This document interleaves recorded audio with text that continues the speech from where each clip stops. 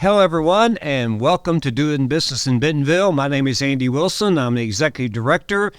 Oh, wow. We've got a great podcast for you today, and let me just get straight to it with my friend Bill Senn. Bill, welcome. Thank you, Andy. Appreciate it. It is you. so glad to be here. Good to see you. Thank you so much. Thank you for joining us. Well, Bill and I, we've known each other for a long time. Yeah. Well, we just met, right? That's right. That's right. Yeah. Isn't that amazing? Yeah. We just had the opportunity to meet recently, but Bill's got a great career. We're going to talk about that today. Our topic today is supply chain, but what Bill's expertise he's going to bring to us is what we're going to call the middle mile, right, Bill? That's right. And we're going to get to that. But Bill, before we do, though, I want our guests to get to know you a bit. And again, welcome to the podcast. It's so great to have you. And so why don't you just begin and tell us a little bit about you, who you are, and then we'll talk about what you're currently doing and just jump straight into our content today. Fantastic. Well, Andy, I think the most important thing I am is a student of retail. Besides being a family person and a husband of 30 plus years and a grandfather, who are just the joy of my life, those grandkids. But since I came out of college, I had the blessing to work with Mr. Walton. I always tell people I am just a simple guy from South Florida and came into being on a roll to work for Sam's Club in 1989. And we opened a good Sam's Club down in Lantana, Florida. It was very successful. Bob Chain was there. We had a couple of executives fly in.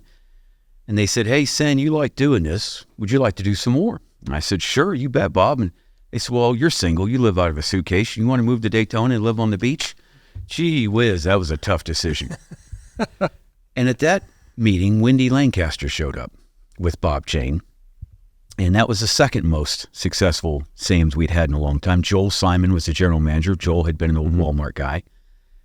And they said, "Why don't you come to Bentonville and help us write the manual on how to open Sam's Club?" We only had like 75 or 80 back then. Right. And I said, "Sure." Couldn't even find Bentonville on a map. Right. Of course, we had no XNA. We only had to fly into Drake, into the Bowl. Right. And so flew up here on March 22nd of 1990. On March 23rd, which was a Monday of 1990, I met my wife, Sam Walton, in my career. Never looked back. Wow, that's Michelle exciting. was working as a receptionist at the home office, and she had helped set up my travel. Yeah. And that was great. Fell in love with her, became husband of her for 3+ decades. Still am. Good. But meeting Mr. Sam, and he was really intrigued. His comment when he came in was, "Well, my name's on the wall. I want to see what you guys are doing." Wow. And we were like, "Well, Mr. Sam, we're just writing a manual on some of the basics, the standards of how do we standardize a grand opening." We were going so fast, as you and I have spoken about. Right. 40, 50 a year, Sam's Clubs. Right. We couldn't hire enough people. Right. And so we wanted it to be standardized. And so that led to a process. We were traveling all over America, opening Sam's Clubs, doing the management, doing the training, bringing on the people. And at the same time, trying to keep the culture alive. And it's a challenge, as you know. Right. The further you get out from what we would lovingly refer to as the bubble, Right. it gets harder and harder. You get to Miami or Washington State or Maine or California, it's hard to be a Midwesterner Right. and to instill Midwestern values that Sam and Helen started this company on. So fast forward, I went through my career, 16 years at Sam's and Walmart, spent 9 more years in Asia sourcing for Walmart and Sam's with a large broker. And then got into CHEP. CHEP, the blue pallets, as everybody knows, one of the largest pallet companies in the world. And I fell in love again with supply chain. I had been a buyer. I had done sourcing before, but I had never really gotten into the nuts and bolts of the supply chain. How do I move something from a Chinese factory to 100, store 100? How do I do that? Right. That's when I fell in love with supply chain. Right. And that brings us to today. I came on board with RJW. Actually, it's an interesting story how I came on board. Chris Saltemeyer, Yeah, who sure. was the EVP Great of guy. Walmart. Yes, great A friend. fantastic guy and a big supporter of many, many people, reached out to me in February of last year and said that, "Hey, we've got some things going on at RJW. You might be an asset. Don't know. You want to talk about it?" We met and decided it would be a good match. I got to work with Greg Forbes, who unfortunately we lost to cancer last summer. I know, yeah. That was a horrible tragedy. Absolutely. Greg was just salt of the earth, good man. Absolutely. So it was a blessing. I got to come in, take over a little bit of what Greg was doing, and go after other retailers, all focused on this middle mile, which is how we get to today. Okay. And how RJW has become so successful, not being the manufacturer, not being the last mile, but how do they consolidate goods for some of the largest CPGs down to small regional CPGs to get them to the Walmarts and the Krogers and the Sams of the world. That's why we're here talking about. That's right. Wow. Well, first of all, congratulations on your career. Thank you, sir. Okay. And thank you for everything you've done at Sam's Club at Walmart. And when we get towards the end of the podcast, we're going to come back and talk a bit about that career, but we're going to share some things that Bill and I are going to be working on that you'll be very interested in. So just hang with us. Yeah. But Bill, I really, first, again, thank you for being here. And I really want you to explore for our listeners and for our audience and guests, this middle mile, because it's somewhat overlooked at times around this topic of omnichannel. And, as all of you know, we're all working for the customer. That's right. And the omnichannel experience for that customer, it's got to be seamless.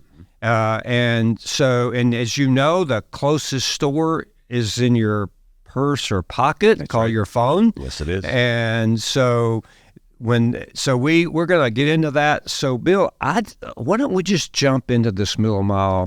Explain that process, go through it with us, because our listeners are Walmart and Sam suppliers, or they're retailers, or they're other suppliers to other retailers. So it's very, very broad. Yes. And I know that they're focused on omnichannel. So talk to us about it. First disclaimer I want to make is that RJW is not the only consolidator, not the only middle mile operator by any means. Correct. We have very good competitors. And most of the listeners and viewers today will know who we're talking about. But in the case of RJW, about 10 or 11 years ago, our CEO, Kevin Williamson, decided he wanted to focus on retail consolidation. His family had started this business over 40 years ago, very successful.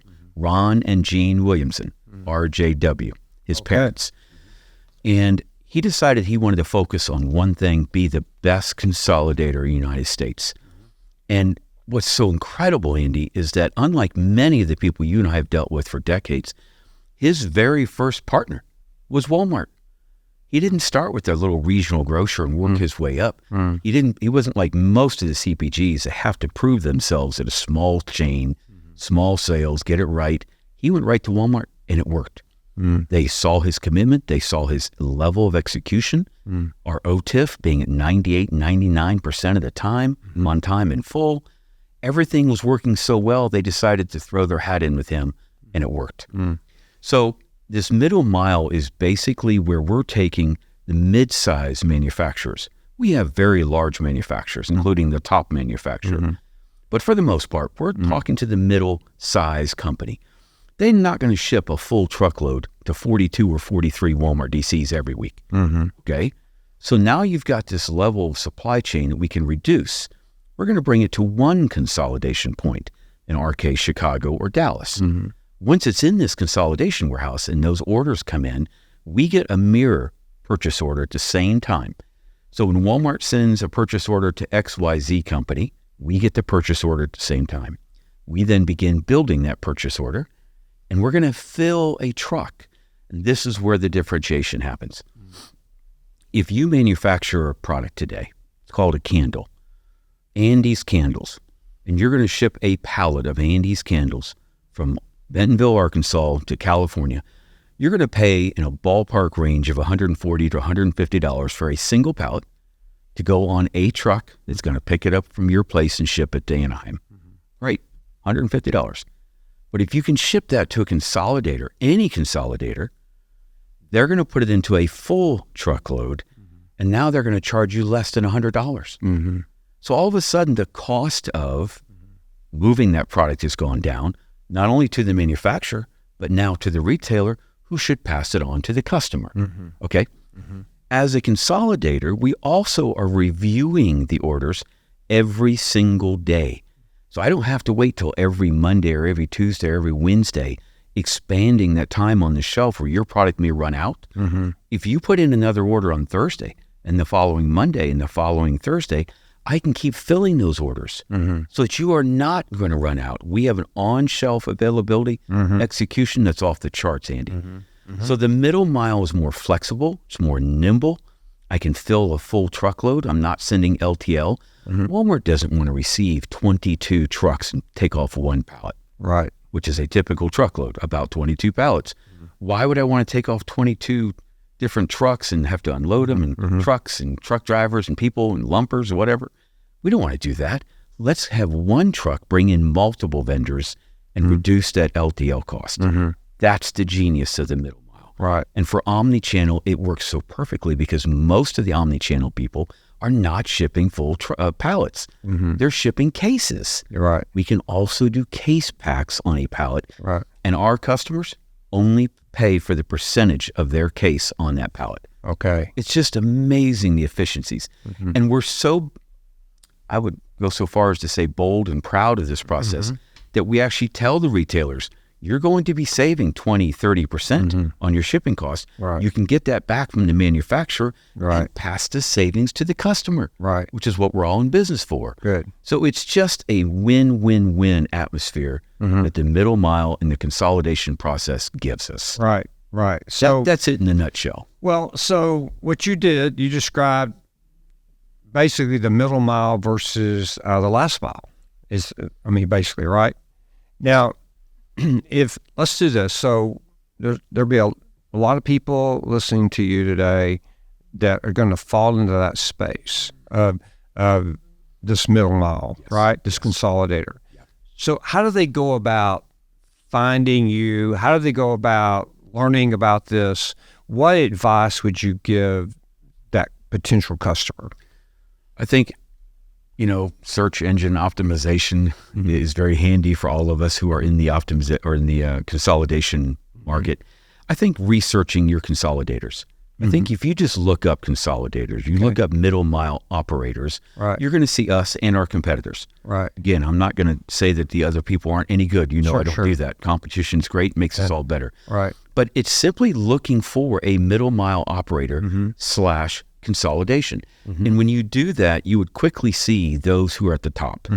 And of course, we're proud to be one of the tops, but we do have good competitors and they're out there as well. But it's simple. And I think a lot of people, Andy, when I'm finding out what my job has been for the last couple of months, is I'm working with not only other retailers, but I'm also working with a lot of local brokers, national brokers and Right. local brokers. Right. And we have a ton of those Right. good people you and I have known for decades that are now out representing products. I'm working with the brokers who don't know that there's a solution to get a product. And so we're helping them be educated on consolidation as well. Right. And you'd be surprised that so many vendors are that middle size. Right. They're not full truckloads to 43 DCs every week. Yeah. They need somebody in between who can do the consolidation, and it saves them a lot of money, and they can wipe their hands clean of the supply chain and logistics and let us handle that. Wow, that's huge. That's so what I hear you're saying, number one, it reduces cost. Yes, it does. And you went through that. Secondly, you can change quickly. Yes. Based upon the sales, right? Yes. You said they can change. They can ship more, ship less based upon their sales. Much better inventory management, right? Yes. I think one thing that Kevin proved, and this is something that's been studied all the way to Harvard, is called a one node, NODE, a one node system. I did not understand the one node before I joined RJW. I'd heard about it, but I'd never had to deal with it before. Kevin proved to Walmart and the other large retailers we're now fortunate to have as partners that you can have all the products sitting in one giant area, one metro area, and ship it out from there. Now, could you do that from New Jersey? No. It wouldn't make sense to ship a product from Texas to New Jersey to go back to California. Correct. Could you do that in Montana? No. Be too far to go from Florida to Montana back to Georgia. But Chicago and Dallas are two perfectly aligned centric metro areas. You've got the highways that go east-west to Chicago. You've got 10 that goes to East 20 that goes through Dallas. You've got 35 that connects to 2. So you've got different highway systems that are so perfectly aligned between Chicago and Dallas that we would only put our vendors in one of those 2. Right. Now you have one set of inventory versus having to have pallets and pallets in 42 or 43 sets of DCs. Right. It's amazing how that reduces costs, Andy, that I'm not, especially if you're Andy's Candles, you don't want to have to make 43 pallets just to keep the minimum on the shelf. Right. You can send us 10 Good. and then produce as needed to keep up with the orders. More competitive. More competitive. Right. It allows you as a company to be much more competitive. Yes. And we know that's important. Yes.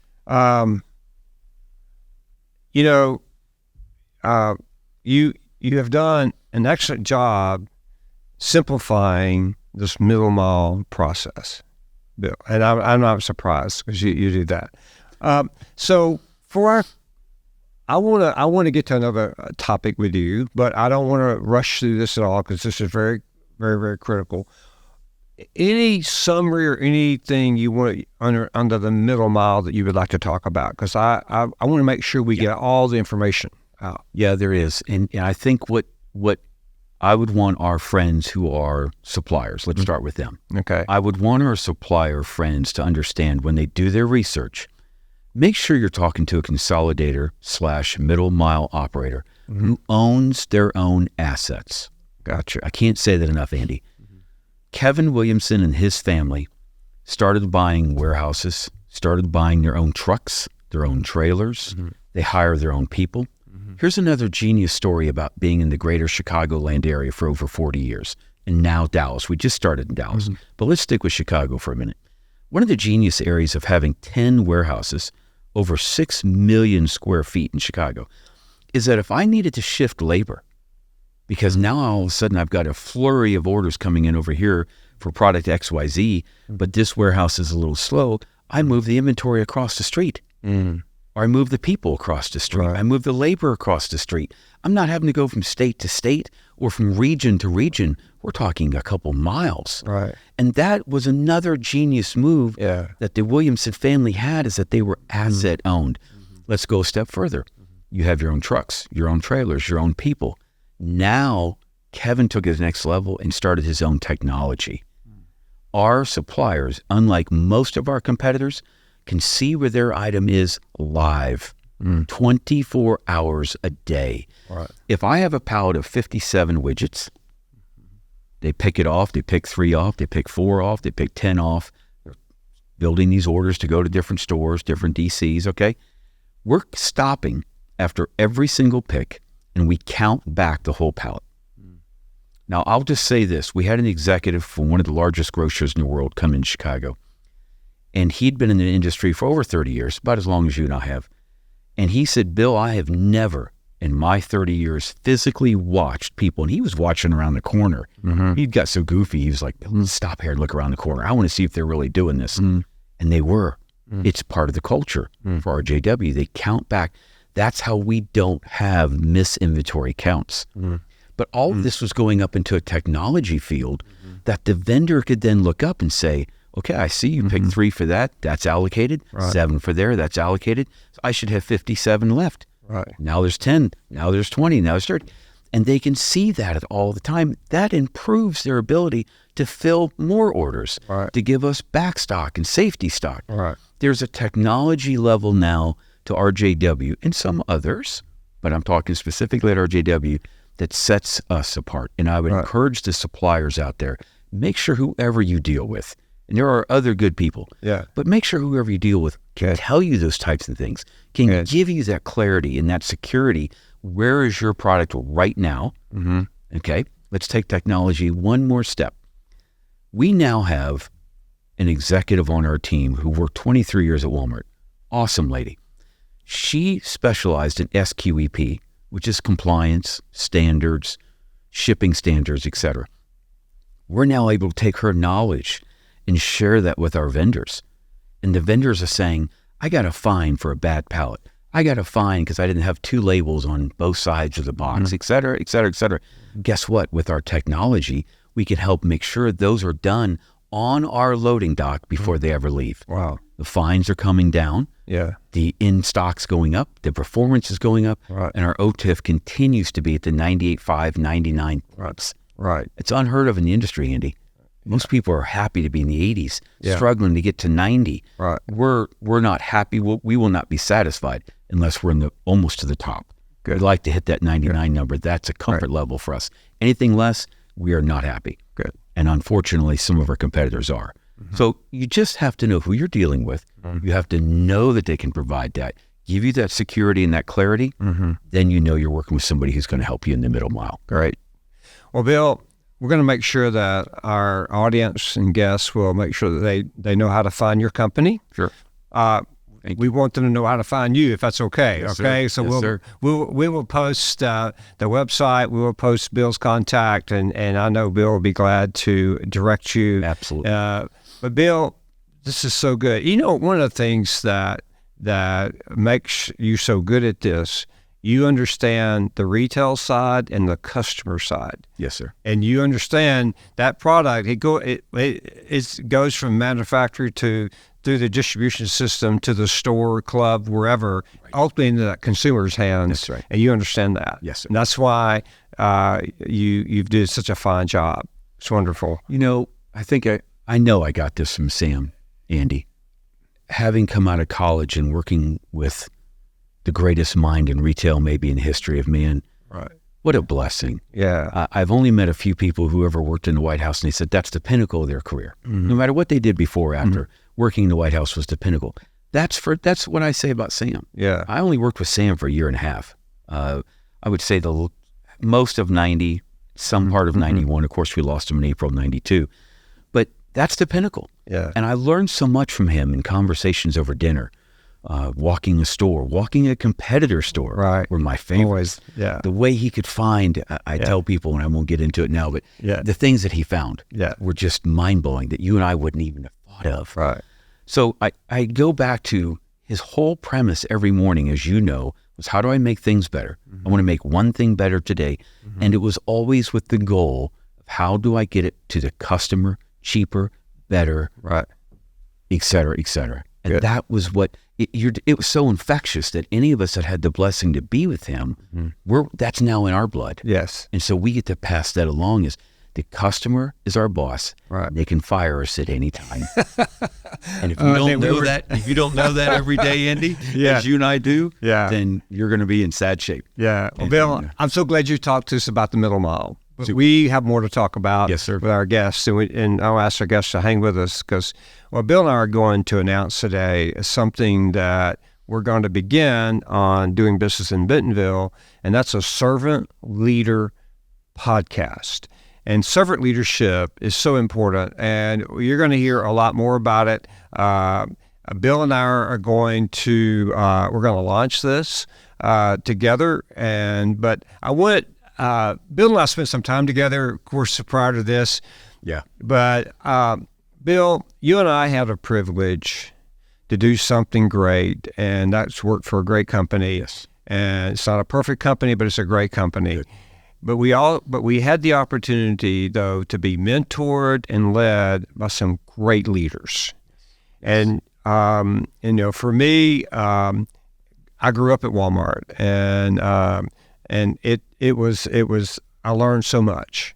And so Bill, I want you to share a story. I don't know what you're going to share, and that's not over. But I'm going to ask Bill to share a story. It could be about Sam Walton, I'm not for sure, but servant leadership.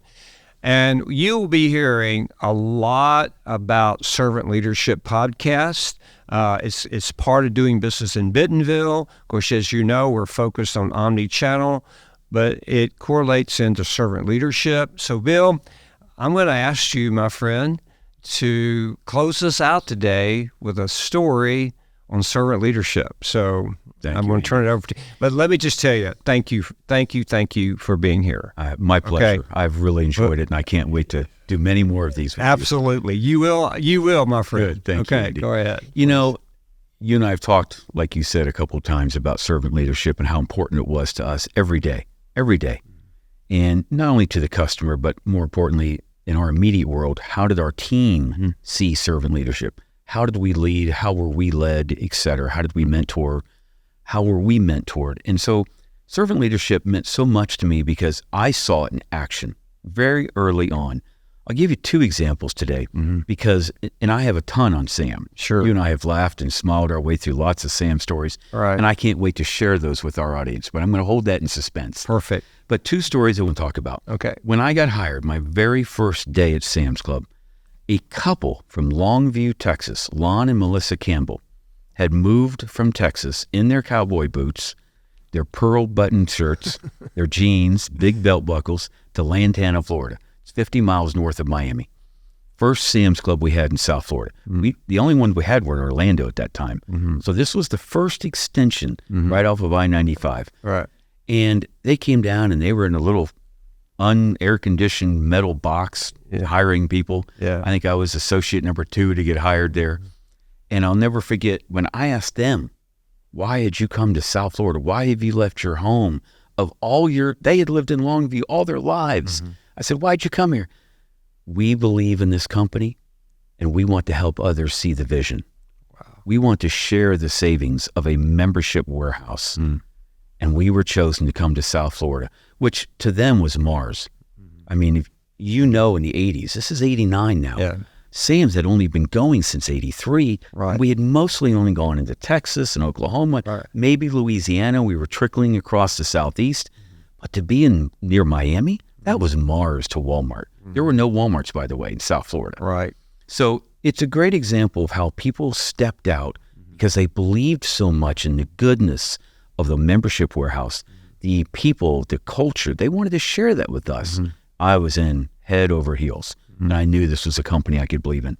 Fast forward a couple of months later, I'm in Bentonville. We're writing the manual in March of 1990 on how to open a Sam's Club with a standardized process. Didn't exist at the time. And Al Johnson became my next mentor. And Al at that time was leading Sam's Club. And I got to fly with Al many times on the old Commanders. Oh yeah. And he took me to Houston, Texas, and a couple other places all over America. We went for grand openings and to do site visits, whatever it was we were doing. But you know what's so fascinating about Al, and anybody who hears this now will remember, giggle, laugh, and smile. He had a desk in the middle of all of us with no walls. In our little Sam's home office, which is still over there, I think it's 608 Southwest 8th Street, I think is the address. Sounds right. Yeah. Al put his desk right in the middle of this giant room where all the buyers and the merchants and everybody sat. He had no walls. He was just there with us. He was accessible 6 in the morning to 6 at night. Now, he still smoked his cigarettes mostly at his desk. I'll never forget that either. But he was accessible, and that was, to me, a servant leadership. He didn't get behind a wall and shut himself off. Right. We didn't have reserved parking back then, Andy. You wanted to get to work early and have a good spot. You got there earlier than the next guy. Yeah. And it was just a leadership style that has stuck with me ever since. You want to get further in the company, you got to work harder. You want to be out accessible to the people, tear down the walls. It was just a method of leadership that I had, you hear about all the big fancy corner offices and all the stuff. Right. And not here. Right. And that's how Sam's and Walmart were being led, by people who were accessible. Yeah. They were open to people. They listened to people. What did Sam always say? Sam always said the greatest ideas came from the people. Absolutely. And you go back to the people greeter stories and all the other stories you and I know about that came from him being in the field, learning from the people. Right. That, to me, is servant leadership. And that's just a small encapsulation of many stories you and I have that we can talk about Sam and many of the leaders who we saw in our time do good things, and we probably also need to share some things that didn't work. Absolutely. But I am excited to share what I saw, and it's important for today's generation who didn't have those icons of leadership. Right. And we want to share that with them. Absolutely. We do. Let them see those visions. Well, we definitely will, Bill. Excellent. And we are, and you'll hear, like I said, you'll hear much more about servant leadership coming up and our podcast. Bill, thank you for being here. Thank you for, like I said earlier, all that you've done for Walmart. And then, Bill, on RJW, it sounds like a wonderful company. It sounds like a company that our viewers can trust. Yes. A company that they can get information from to help them run their business more efficiently and effectively. Yes, sir. And ultimately serve the customer. So thank you for sharing all of that. We'll make sure that people will know how to find you and contact you. My friend, I can't wait to the next episode. Yes, sir. And when we talk about servant leadership and talk about not only just Sam Walton, but so many leaders that has impacted our lives. And I can't wait to share. We can't wait to share with you. Bill, thank you for being here today. And thank you, our guests, for listening to us. You can find us on dbbnwa.com. And not only will we have our podcasts there, but we will have so many other articles around omni-channel, supply chain, and soon leadership. The other thing that you can find our podcast on is Spotify, Apple, or your favorite streaming channel. So find us there. Thank you so much for tuning in today. We really appreciate you, Bill. Thank you again, my friend. I look forward to seeing you again soon. Let's go get on a bike and ride. Let's do it. Okay. Goodbye. Thank you.